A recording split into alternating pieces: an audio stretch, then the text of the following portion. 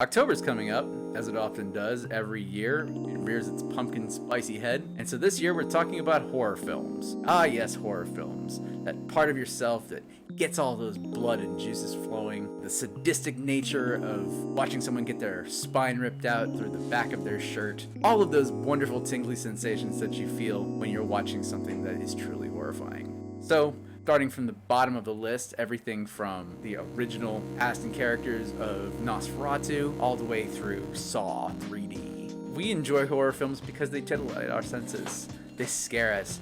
They give us a part of ourselves that we never really get to contact or get in touch with because it's just truly horrifying. So, starting in the, say, late 30s, you had people like F.W. Murnau, famed German film director, directed Nosferatu in 1926. His creation took one of the most scary and terrifying human beings and portrayed them on film as a vampire. Now, whether or not we truly know if Klaus was an actual vampire in real life, it's to remain shrouded in mystery. So, after that, 30s came, we had World War II, and with the contentious ideas of German contemporary expressionism, with the idea of turning yourself into an insect, or you yourself being an insect. The 1950s brought Alfred Hitchcock, popularized such films as The Birds in the 60s, the early 60s.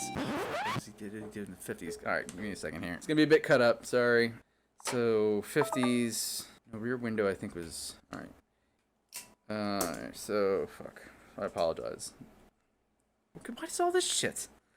What the fuck, dude? I'm thinking about Rear Window and you're putting blades in front of me and shit. Can you please move these out of the frame? Like, they don't belong here, obviously. Fuck is wrong with you? Alfred Hitchcock popularized the film Rear Window in 1954 from the novel from which it was cut. Concepts of gaslighting and voyeurism became center stage in growing Hollywood film dynamic where it was increasingly more controversial to talk about subjects that were part of the inner sphere. In the 1960s, he made Psycho, which further brought ideas of psychological horror to the forefront of modern-day cinema. Dario Argento in the 1970s brought about such concepts as gaslighting and zombie horror, which were at the time very controversial and new, and furthered the subject of psychological thrillers and horror. The 1980s brought about the slasher film. Such movies as Nightmare on Elm Street and Friday the 13th were extremely popular film series. Slashers, where there were blood and gore, which was sort of the meal ticket of the day.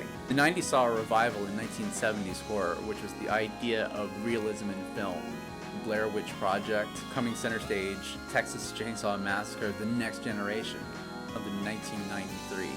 And later on in the 90s, we would see such films as Scream series and I Know What You Did Last Summer, which were a take on the 80s horror flick.